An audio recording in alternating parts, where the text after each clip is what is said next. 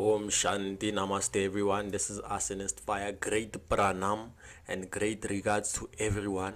And may we all work in peace and harmony.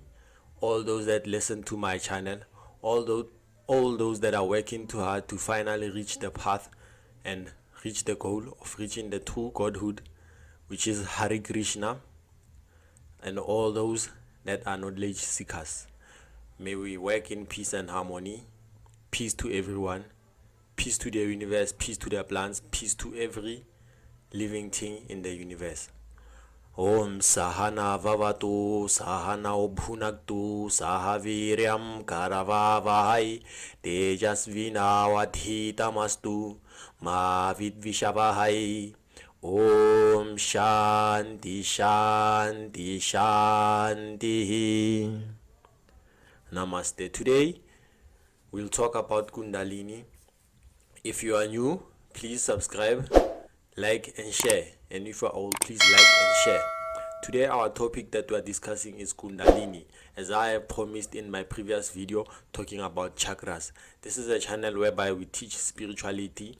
You will have mantras be taught to you, pronunciation guides, and every other thing that involves ritual work and spiritual work. Thank you. So today the subject of Kundalini. What is Kundalini? Kundalini is Shakti energy, okay? And then there's something we call Kundalini yoga. What's the meaning of yoga? Yoga means union with your true self, union of Shakti and Shiva, union of the mind and the body, union of good and bad, union of all aspects of your personality, union with your true self, union and wholeness, basically. So Kundalini, what is Kundalini? Kundalini is Shakti energy. What is Shakti energy? Energy which can be represented by nature, which can be represented by what? By the creative force behind the physical existence of everything, basically. She is the divine mother. She is nature personified, basically. And then what do we have? We also have Shiva. What is Shiva? Consciousness, that which distinguishes the I am from the false reality. Okay? Currently, there's a disassociation, a separation between consciousness and energy. That's why you have misguided energy. What is energy? Energy is Kundalini. Where does it reside? It resides at the base of your chakra. It needs to be awakened to rise up your spinal column, your spinal vertebrae, to finally meet up with consciousness in your Ajna chakra and Sahasrara chakra, your crown chakra, basically. So the subject of Kundalini is energy, pure Shakti energy, basically. What are we trying to do when awakening Kundalini? We are trying to raise the energy of Shakti, the Shakti energy, meaning the animating force behind everything. We're trying to rise it so that it can go and reunite with the true consciousness, the true discernment, the true enlightenment, which is Sadashiva or Shiva. That's personified as the relationship between Shiva and Parvati. When Kundalini awakens and rises up to your crown chakra, you are able to live in bliss. You are able to be united with your true self. You are able to live in a life of abundance without having to face lack or need anytime.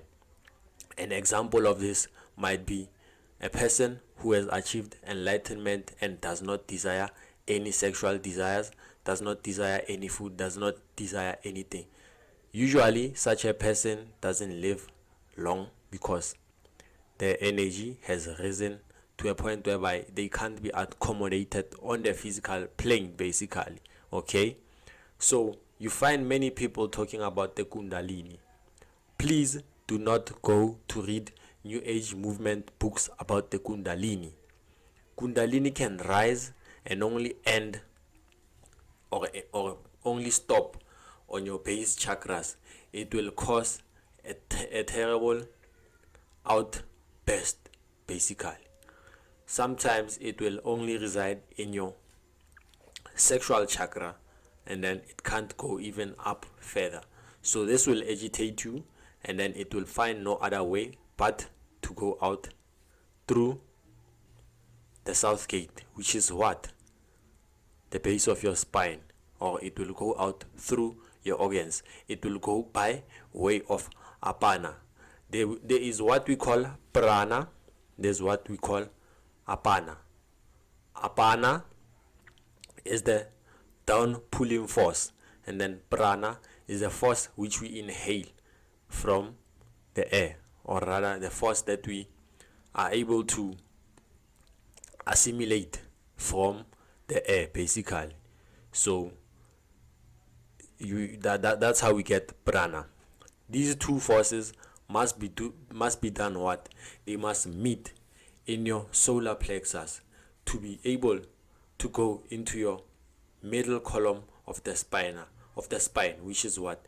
The Sushumna Nadi, basically. Okay, we'll go deeper now, don't worry.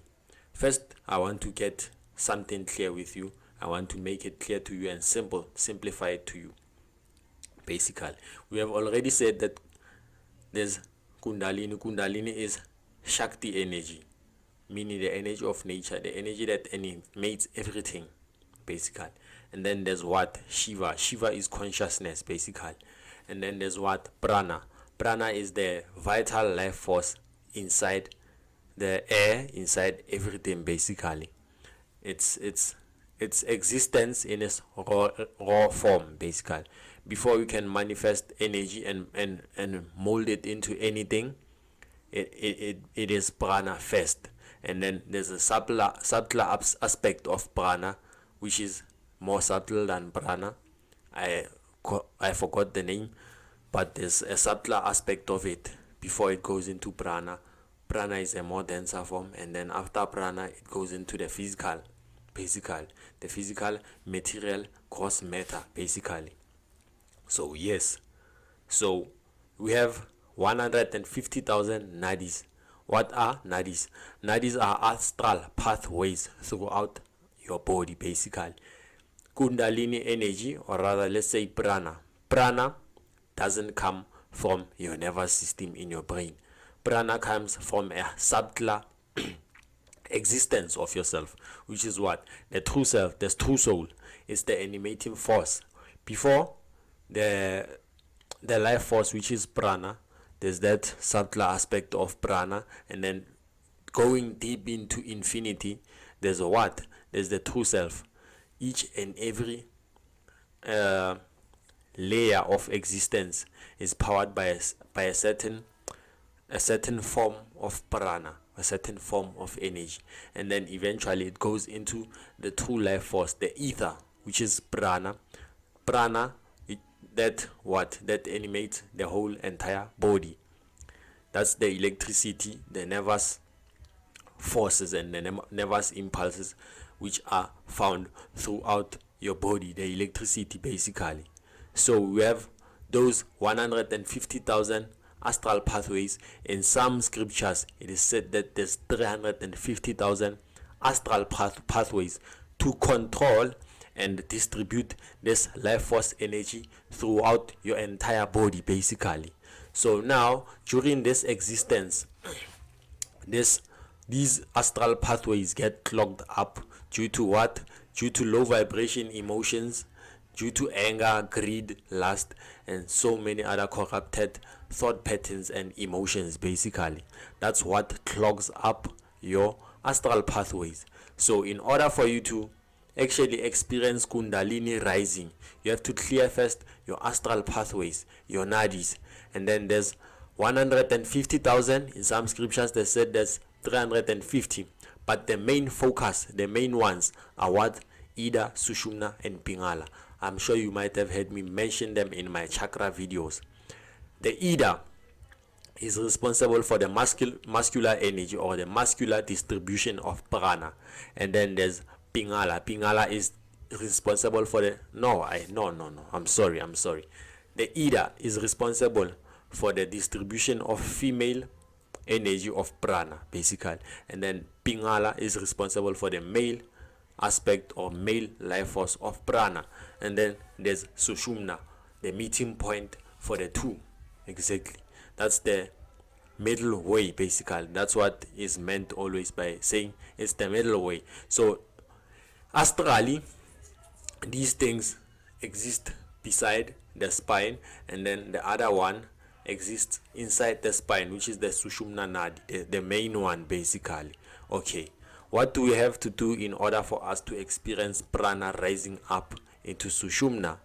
There's different breath exercises that we should do that will force the prana and apana to meet in the solar plexus and then into the sushumna to make sure it rises upwards into Sadashiva chakra basically.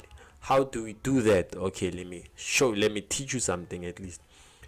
You often hear all these new age gurus speak that someone can activate your Kundalini energy. In many cases, these people are scammers. You find a white person saying, or rather, let's say a European. It's a European, either in Europe or a European American, because these people come from Europe basically, or a European South African basically. You find these guys that say that they can activate your Kundalini, and they also mention such things as Reiki. They also mention other terms which are borrowed from the Western magical practice and the Hebraic magical practice. Then you often hear them talking about the Merkaba.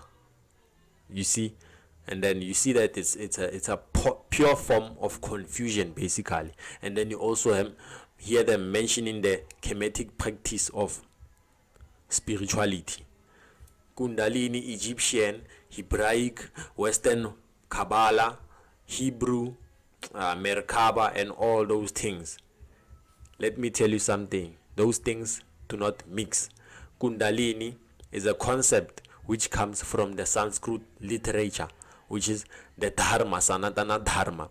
So the best way to learn about Kundalini is to go actually into Hinduism. Whether you want to open up your Agnya chakra or your third eye or your Kundalini, you want it to rise, go into the Sanskrit literature, which is Sanatana Dharma. Don't listen to those guys that will say that they raise your Kundalini basically. I already said there's 350,000 astral pathways for you to actually be able to start to experience the early stages of awakening of Kundalini. Those astral pathways need to be cleaned first basically. So don't listen to these people that say that they activate your Kundalini energy, and then afterwards, when the Kundalini has risen, you often hear somebody saying that they have so much sexual desire, the Kundalini must have awakened, and all that stupid kind of things basically. Okay, that's not the case. You are experiencing a low form of awakening of Kundalini, or rather something is resurfacing from your repressed subconscious mind basically. Then you are starting to act crazy saying that it's Kundalini. We won't listen to you. We'll only call the mob to come and beat you up to test if your Kundalini has awakened basically. So before I go further away from the topic, let's go back. There's what we call Prana, the life force. So life force Prana can be assimilated from the air in its larger proportions or in its larger form basically. It gets assimilated from the air we breathe in. Then we take the subtler aspect, it becomes Prana. And then there's that constant downward pulling force, the force of excretion, which is what the apana.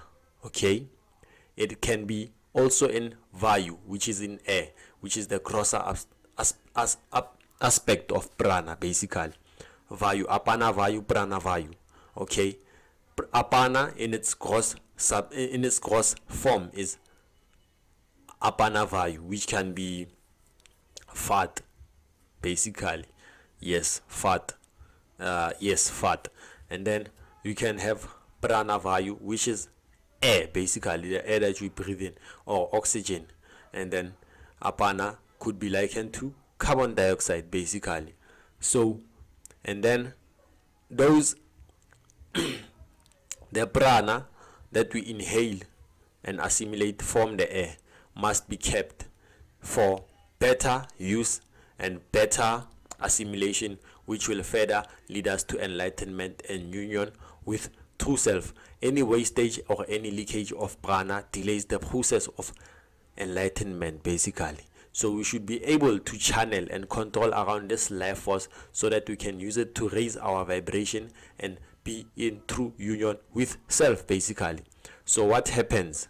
You should have exercises that show you how to make sure that you control prana, or you regulate prana, and then you also make sure that that prana doesn't go out in the form of apana, meaning the excretion, downward pulling force, or the force of gravity.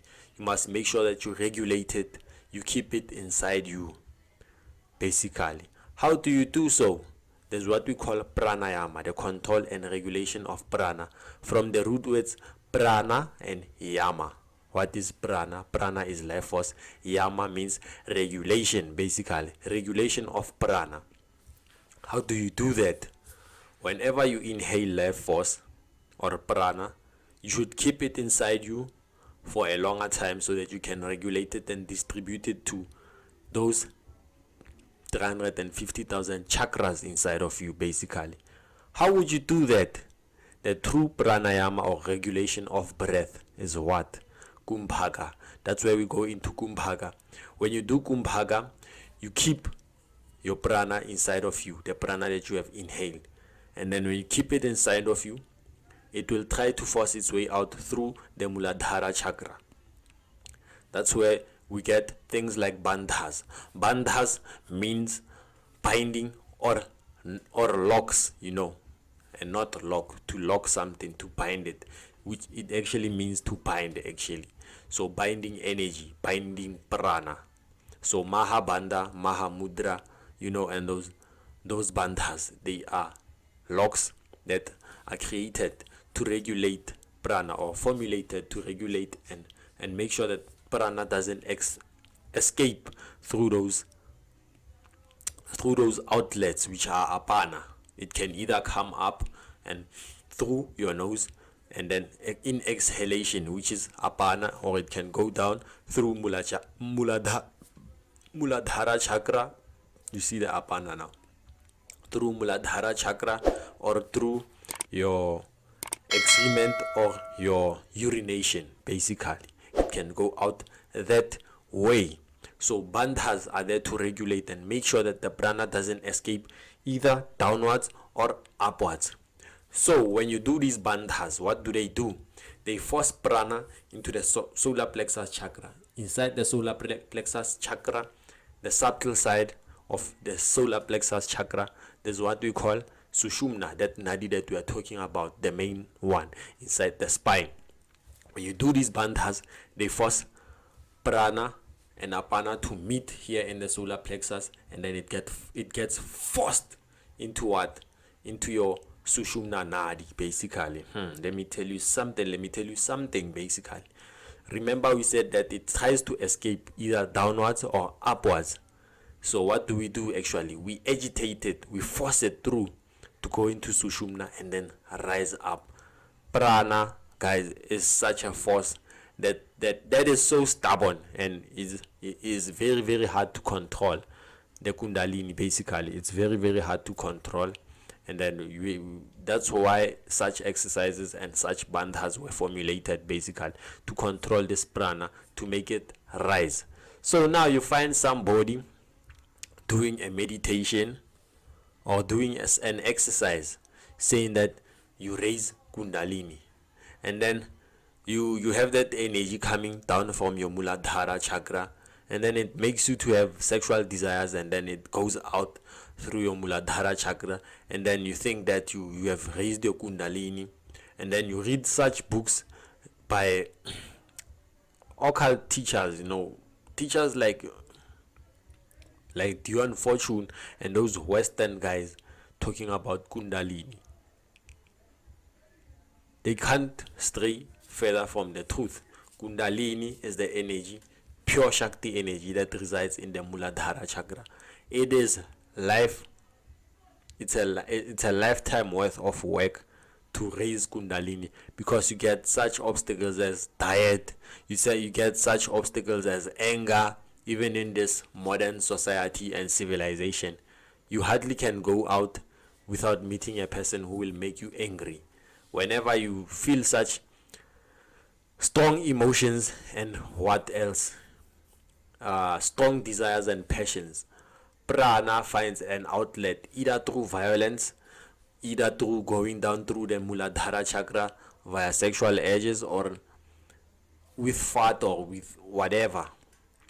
Apana going out through your nose, it gets agitated, it can't be regulated. So it takes one to be an advanced practitioner of pranayama to actually regulate and distribute that Kundalini and raise it throughout. You take the prana from all those nadis, you force it into one nadi, which is the main nadi, the Sushumna nadi, the one that is focused upon by most yogic scriptures. So you focus that prana, you put it inside your Sushumna, you make sure that it rises to meet up with Sadashiva. And then when they meet up with Sadashiva, it is called yoga. So Kundalini yoga, every yoga has a goal of making these two forces to unite. Don't be fooled. Whether it's Hatha yoga, it is focused upon union of these two forces. Whether it's Bhakti yoga, it is focused on reuniting these two forces, reuniting your lower mind with your higher mind, reuniting all your aspects of your true self, reuniting all your emotions, reuniting your body with your mind, reuniting your mind with your spirit. It's basically union and wholeness. It is focused upon that. Whether it's Jnana yoga, you get Jnana yoga, which is the yoga of knowledge. You acquire knowledge to learn more about these subtle aspects of yourself, and then you know how to make sure that they unite, basically. And then you have what else? Raja yoga, which is an advanced form of it. It is also focused upon union of those two forces, basically. Any other yoga that you can do, the true yoga, the true meaning of yoga is union. So uniting those two forces is true yoga, and Kundalini yoga is just that. Kriya yoga, union. Kundalini has 8 limbs. Ashta. Is it Ashtanga? Yes, Ashtanga yoga. I almost said Ashtalinga. Ashtalinga. I once posted that on my WhatsApp. Ashtalinga. So yes, Ashtanga yoga. It has Niyama, Yama, Pratyahara, Dharana, Dhyana, Pranayama, and all those other ones that I didn't mention. So which is essentially the great work of raising Kundalini.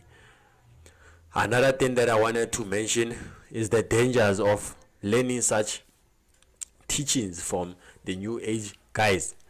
You often hear them talk about the Merkaba and the Kundalini activation. A Merkaba is a symbol. As far as I know, it's a sacred geometry symbol. So I don't quite know where it comes from, which culture of spirituality or spiritual tradition it comes from. And then Kundalini is a Sanskrit term.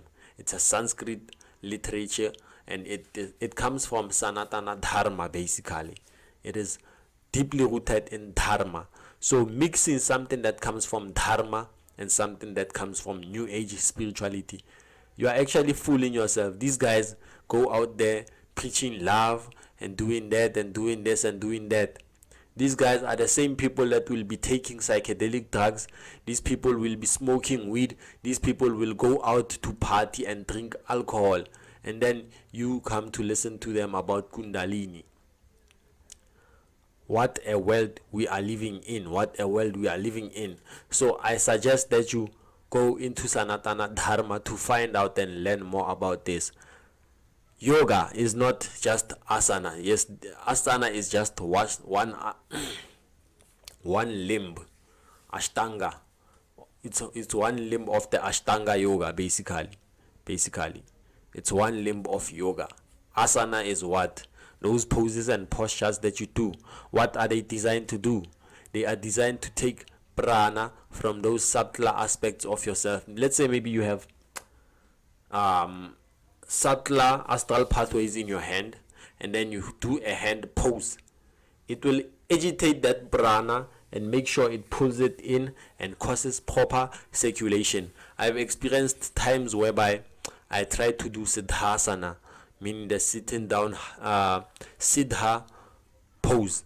You know, there's cross-legged and there's siddhasana. If you can tune into my shorts, you'll realize and see that that pose that I was doing during Kumbhaka, the breath retention, is siddhasana basically. So I've realized that at sometimes my body is often stiff, and then it can't bend to my will, and I can't do such asanas like siddhasana. Do you know why? There's no circulation of prana properly into the body.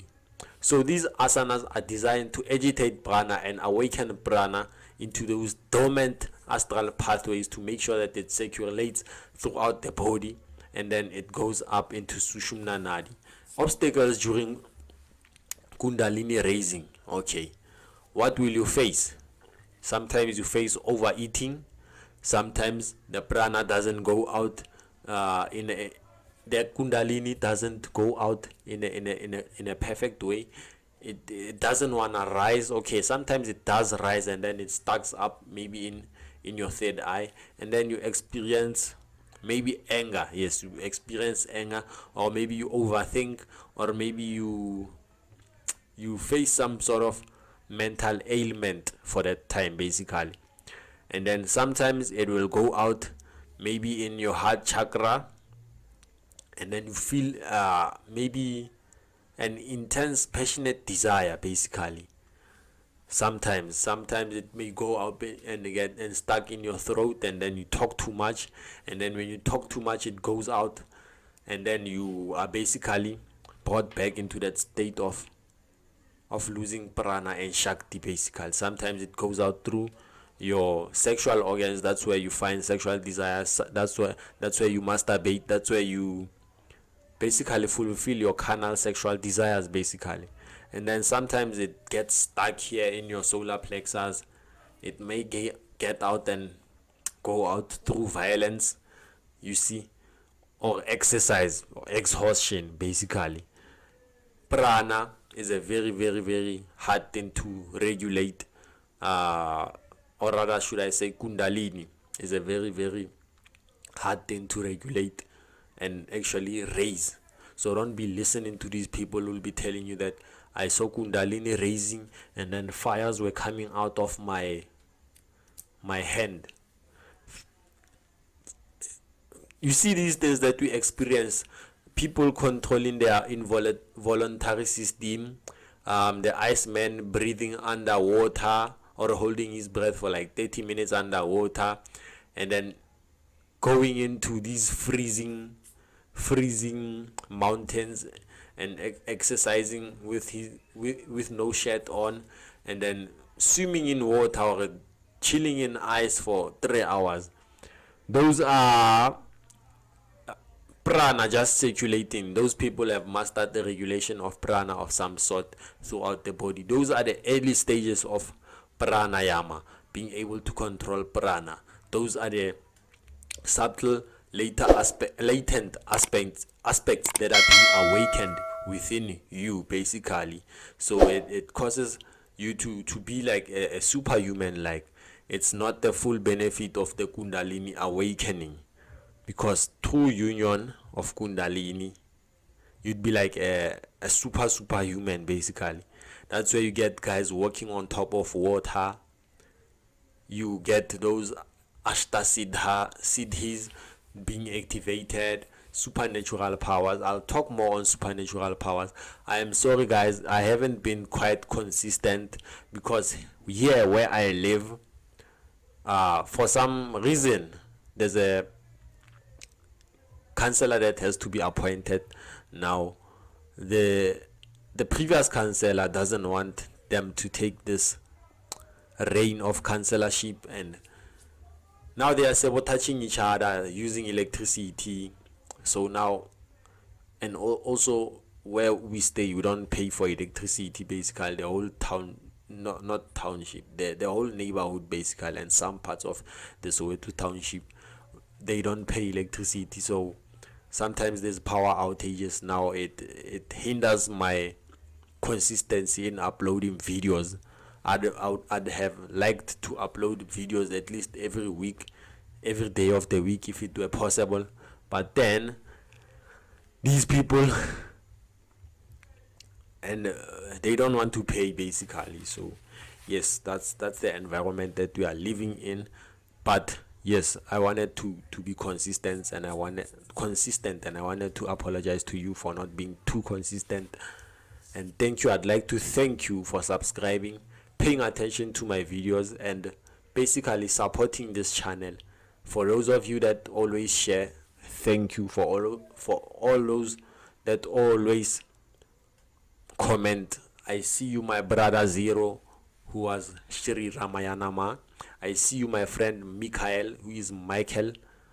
I see you, my friends who are always commenting, and those of you that want to learn more from this channel, thank you very much. Please, those that are new, please subscribe, share, and like. I hope I have discussed the subject of Kundalini. Don't listen to those guys that will say that you must drink cinnamon and honey to make sure that you raise your Kundalini to awaken your third eye. I have to clear this confusion before I go off now. You hear people saying that they want to open their third eye. You guys are confused. Opening your third eye means that you have Prana or Kundalini raising into your third eye. In an advanced stage, you'll be able to see visions basically, which is not something common basically among this human race. We have a human body, and it has so many limitations. So some might be sensitive and some might have an astral side. Some have a different siddhi, some have a different supernatural power. You might have a friend who is blessed in the side of the spirit, basically the spiritual eye. They are able to dream, to have prophetic dreams, to have prophetic messages. They are able to see into the future. It does mean that their third eye is open to a certain degree, but the third eye is not necessarily awakened in that regard, whereby Shakti goes up into the third eye. They just spiritually gifted. They have the gift of spiritual sight basically. You might find somebody who has powers of attraction, mohanam, fascination. You might have somebody who has powers of akarshan. You might have somebody who has powers to be in ice for a long period of time and be able to actually control their mind so that they cannot feel the cold. You might have someone who is powerful to levitate basically, and then doesn't mean that they have an open third eye. Open third eye means that the Kundalini has risen and it is able to flow up into the higher chakras, and it also means that your astral nadis, which are two in your third eye, which are symbolized by two lotus petals, which are symbolized by that, it might mean that they are active. You'll be able to have Kundalini flowing there, and then you also have to raise your Kundalini much higher for true union. So it doesn't necessarily mean that when you have an open third eye, you'll be automatically knowing how to see prophetic things. It is one of the 8 siddhis that you get when doing yoga and when you have managed to raise your Kundalini. It is not something that is what do we say? It is not something that is compulsory or mandatory to the awakening of the third eye chakra basically. So stop going out there trying to do cinnamon and honey to awaken your third eye so that you can see dreams. There's rituals of divination that can help you to see prophetic things in your dreams. There's herbs that can help you to have that spiritual sight in dreams, to be able to remember your dreams, to be able to have your astral sight opened for a short period of time. You may use those, but then if you don't understand anything about Sanskrit, don't go out there telling people about the third eye, the Kundalini, and the chakras. That is Sanatana Dharma.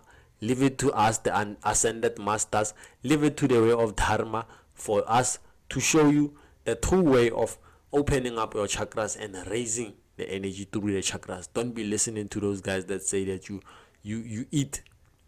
Okay, you can listen to those guys, but don't listen to them in terms of Kundalini.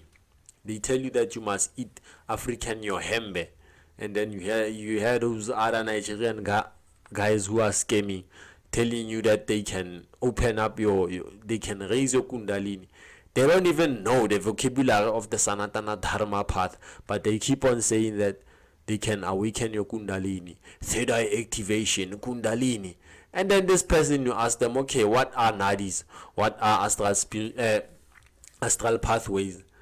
How do they block? They don't know anything. They only hear of the name Kundalini, and they want to speak and toss it around and sound kind of masterful and sound like they are knowing what they are saying.